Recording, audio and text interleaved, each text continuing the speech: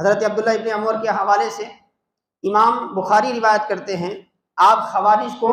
اللہ کی مخلوق میں سب سے بری قوم سمجھتے تھے،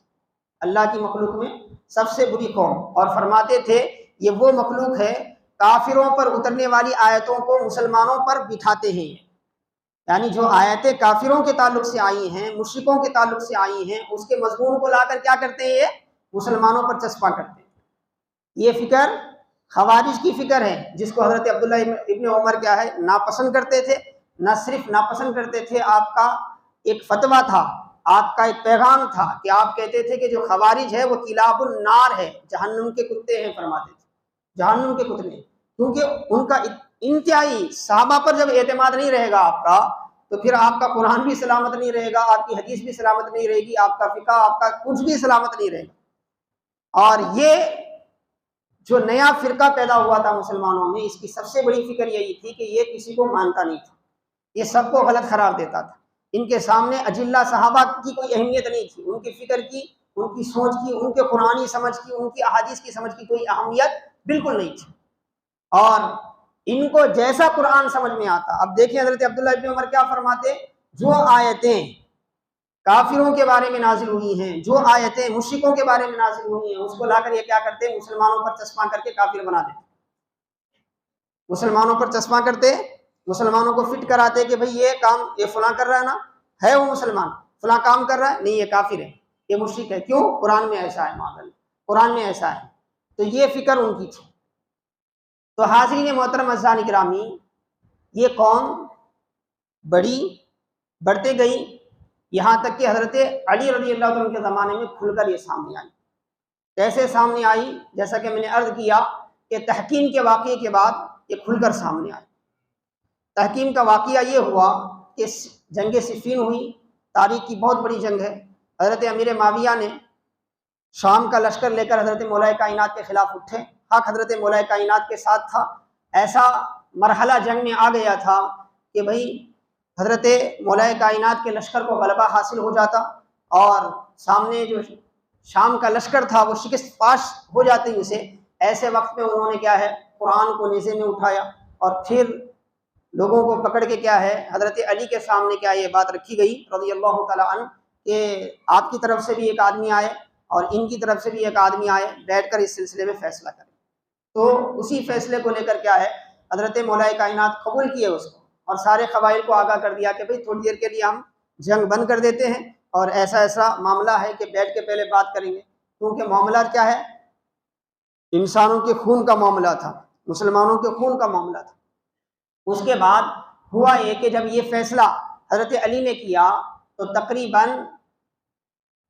6000، بعض روایات کے مطابق 12000 خوارج تھے، خارجی ذہن رکھنے والے، جو حضرت علی رضی اللہ عنہ کے لشکر میں تھے، امیر معاویہ رضی اللہ عنہ کے لشکر سے لڑ رہے تھے۔ انہوں نے کیا کیا صاحب، حضرت علی رضی اللہ تعالیٰ عنہ سے دستبرداری اختیار کی، الگ ہو گئے، 12000 قریب الگ ہو گئے، اور انہوں نے یہ نعرہ شروع کر دیا کہ ان الحکم الا للہ، بس توحید پرست ہم ہیں، ہم ہی توحید کے بیان کرنے والے ہیں، ہم توحید کے ماننے والے ہیں، اللہ کے سوا کسی کو فیصلے کا حق نہیں ہے۔ اور حضرت علی نے انسانوں کو فیصلے کا حق دے کے معاذ اللہ سب سے بڑا شرک کیا ہے، سب سے بڑا شرک کیا ہے۔ یہ جو جملہ ہے نا، یہ حضرت علی پر بولا جا رہا ہے رضی اللہ تعالیٰ عنہ، حضرت مولا کائنات پر بولا جا رہا ہے۔ صرف ایسے ہی بیٹھ کے اپنے میٹنگوں میں انہوں نے نہیں بولا، ہر جگہ اس کو عام کرنا شروع کر دیا، ہر پبلک میں ہر جگہ بولتے تھے، یہاں تک کہ روایتوں میں آتا ہے کہ حضرت علی رضی اللہ عنہ خطبہ ارشاد فرما رہے ہیں تو خطبے کے دوران آوازیں لگاتے تھے، اتنے فتنے پرور تھے، خطبے کے دوران آوازیں لگاتے تھے۔ حضرت علی بات کر رہے ہیں اور ادھر کیا ہے، یہ آواز لگاتے تھے، ان الحکم الا للہ، ان الحکم الا للہ، ان الحکم الا للہ، اے اللہ کے سوا کسی کا فیصلہ نہیں کرے گا، اللہ کے سوا کسی۔ اسی لیے حضرت علی رضی اللہ تعالیٰ علی ہیں، وہ اللہ کے وسلم کے گود میں پڑھ کر بڑے ہوئے ہیں، سب سے پہلے اسلام قبول کرنے والے صحابہ میں سے ہیں، آقا علیہ الصلوۃ والسلام کے خصوصی تربیت یافتہ ہیں۔ اسی لیے تو میرے آقا علیہ السلام نے فرمایا علی کی محبت ایمان کی نشانی ہے، اور ان سے دشمنی جو ہے وہ نفاق کی نشانی ہے، منافقت کی نشانی ہے۔ حضرت علی نے فرمایا کلمۃ حق ارید بہ الباطل، آپ نے فرمایا، صحیح مسلم نسائی کی روایت ہے، جب آپ نے ان کا یہ نعرہ سنا، یہ جملہ سنا، تو جملہ صحیح ہے مگر معنی اس کے غلط ہے. جملہ صحیح ہے، اللہ کے سوا کسی کو حق نہیں ہے فیصلے کا، یہ جملہ اپنی جگہ صحیح ہے، لیکن اس سے یہ جو لے رہے ہیں نا مفہوم، قرآن حدیث کہہ کر کیا ہے، یہ جو مفہوم لیا جا رہا ہے نا غلط مفہوم، یہ مفہوم باطل ہے. فرمائے کلمت حقین، اس میں کوئی دو رائے نہیں کہ اللہ کے سوا کوئی حکم نہیں ہو سکتا، اللہ کے سوا کوئی حاکم نہیں ہو سکتا. حاکم حقیقی تو اللہ تعالیٰ ہے، اللہ ہی کا حکم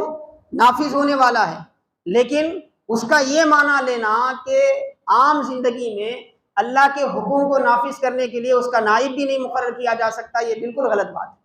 خود پیغمبر ہوتے ہی ہیں اللہ کا حکم نافذ کرنے کے لیے دنیا میں،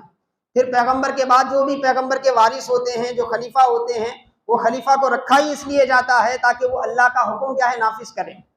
اللہ کے حکم کو نافذ کرنے کے لیے رکھا جاتا ہے، لیکن اس کا یہ وسیع جو مفہوم ہے نا، اس مفہوم کو چھوڑ کر اس کا ایک باطل مفہوم لے کر کیا ہے انہوں نے نعرے بازی شروع کی.